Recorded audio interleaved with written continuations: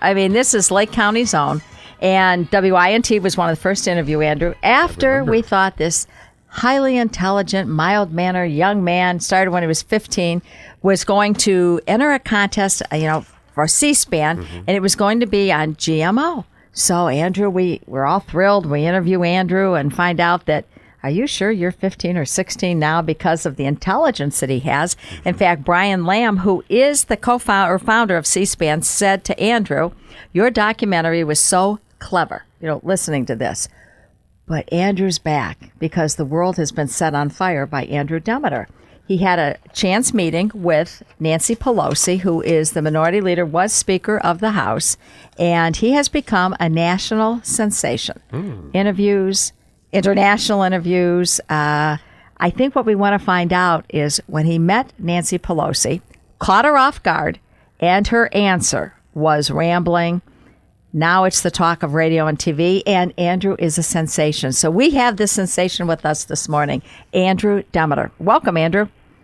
Thanks for having me on yet again. Yet again. Well, yet again. You started here. We're in the middle. We're going to keep on this journey with you because you have really knocked it out of the park, Andrew. You have to start saying you're now 16 years old. You have been a guest of Neil Cavuto on Fox, The Drudge Report, Jeff Berwick, Glenn Beck. It keeps going on and on. Every day the list is growing because not only of what you said to Nancy Pelosi, but her answer.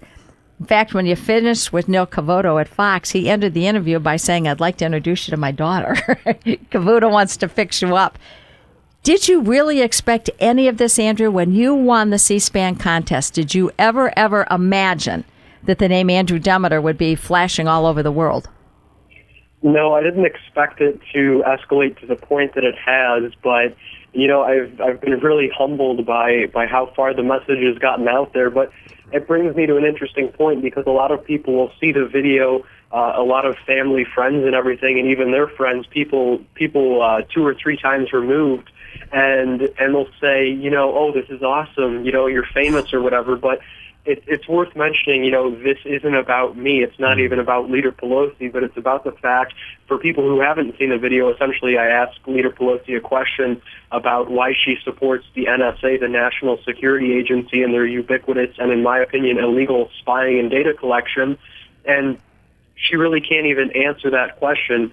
So it's really representative of how far gone these supposed representatives are from the American people and what the American people are in support of. Well, I think she thought she was just going to glad hand, 4 highly intelligent teenagers, Andrew being one, and Andrew's in the back, asks a question, and I think the look on her face, I think she thought she could whitewash you by just giving you a little rambling answer, but then you came back. And the answer. And we're talking about this. You're referring to it. If someone wants to see this interview or questioning with Speaker Pelosi, where can they go to find it, Andrew?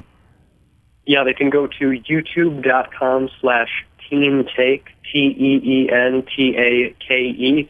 And yeah, I mean, what you said too, it's also another great point to mention. You said, I kept continuing to ask questions, and that's what we need to do as citizens anymore, because we could see with the major media outlets like Fox, MSNBC, CNN, etc. They can't really seem to ask these tough-hitting questions or hard-hitting questions because they're so beholden to their government and corporate sponsors and whatever dollars that they're funded with. Well, I'm laughing because, Andrew, she never expected that from you. You can see by the look on her face, you came back. So now you go to Neil Cavuto of Fox, of TV. Did he send a car to pick you up for the interview? How did that work? Yeah, he did send not Cavuto specifically, but yeah, they did even send a car to the house to pick my dad and I up. So it can get a little egotistical at times. Sure. You think that you don't really need all the special treatment, but I mean, yeah, it was pretty neat to be on national TV. I was on C-SPAN earlier in the year too, so it's been pretty neat. Quick question here. This is fascinating. When we first had you on, we talked about GMOs, genetically modified organisms, and it's always encouraging to see activism come on that issue, and it needs obviously to keep going more. This question revolved the NSA. You're an activist, obviously, at heart. It isn't a single issue for you. You see something bigger going on that connects what's happening with genetically modified organisms and the FDA to the NSA. Speak to that a little bit. Where's this activism, this passionate activism in you coming from? Correct. I don't think there's any specific correlation or connection or nexus between GMOs and the NSA, but right. I mean, those are just two specific issues that I've investigated along with a host of others like MKUltra, the Patriot Act, the TSA. I mean, the list just goes on and on with all these ridiculous acronyms and everything. So I wouldn't pinpoint it on one particular issue, but I mean, I think the main thing that I'm trying to get at here is just the fact that people need to kind of look to other sources other than just the mainstream media, as it's coined, for news, I guess, because they're failing to do their jobs, really. Andrew, you're young. You're barely 16 years of age. What advice do you give to other people that want to find their voice? You have found a voice, and people now are really listening. What advice do you give to teenagers that think, I want to ask something, or how do I start? That's a tough question to answer, really, because, I mean, it all depends on the individual themselves. But I just say do what you're passionate about. I mean, that sounds cliche, I guess, but it's really just true. You can't kind of have these hesitations to, should I do this? Should I not do that? Just go out, do it, and try it. And if you fail, then that's part of the learning process. But you don't know until you try it, and you just have to be persistent too. I was very persistent in the case with asking Leader Pelosi a question, and I think that's just how you have to be successful. Here's a question for you. Do you think she'd meet with you today? What's that? Do you think Nancy Pelosi would meet with you today? Probably not. She probably has a restraining order pending on me or something. She says, watch him. I mean, you ask a very simple question that was very legitimate. You were not finger pointing. You were not, finger to her, whatever. You ask a question that was, just simply about the NSA, and it has really gone viral. And it wasn't, your question was great, but it was her response, I think, that has people off guard, that are just taking a second look as, here's a 16-year-old man, and you are a man. The questions you're asking, you handle yourself very well.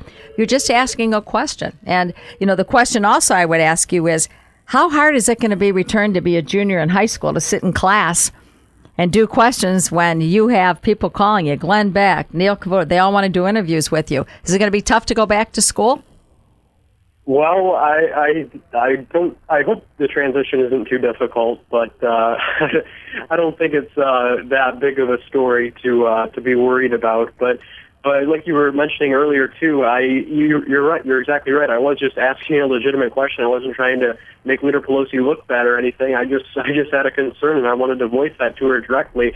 And it's really sad almost how you see some people joke around when you do things like this, and they say, look out for the black helicopters. The IRS is going to target you and your family, or you'll be black bagged and taken to Guantanamo Bay and stuff. I mean, it's just ridiculous whether those are fully based concerns in reality or not. I mean, it's just interesting that people would even juxtapose those two concerns. Okay, other than our station WINT during an interview, what was your favorite interview? Who did you like? What did you think was offbeat?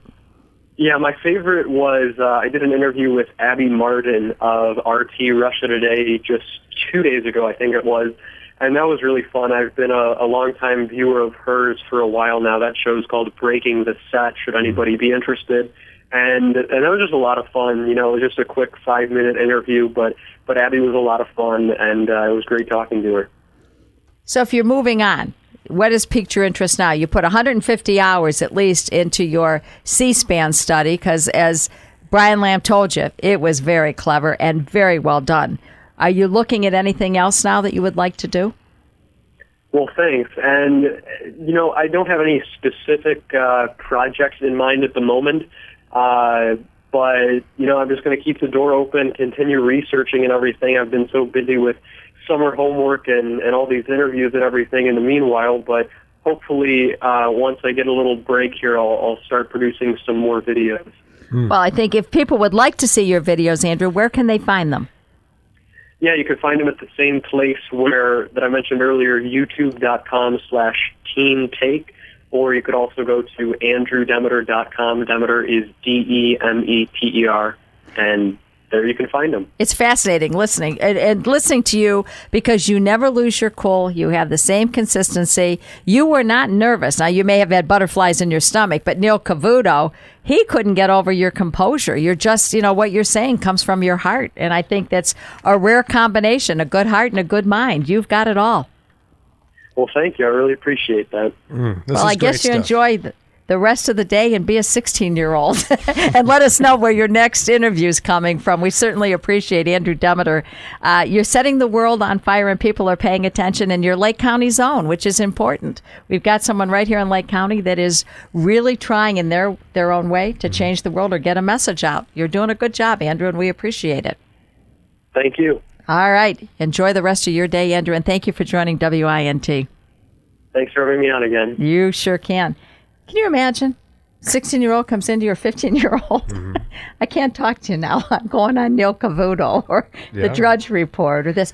And it's simply, I don't know, you probably have not seen this take, but you have to watch it. Oh, yeah. And again, you have to see Nancy Pelosi's expression. I'm not surprised. I think it's they fantastic. just thought these kids were going to glad hand, but all he asked was a question that was legitimate.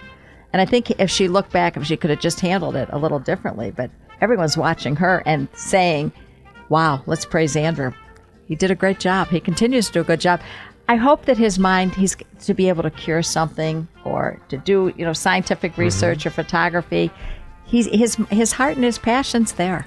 Well, I think he hit it on the head. More people are paying attention to bad news rather than other news, and he's bringing a lot of attention to that. We're not getting all the info we need.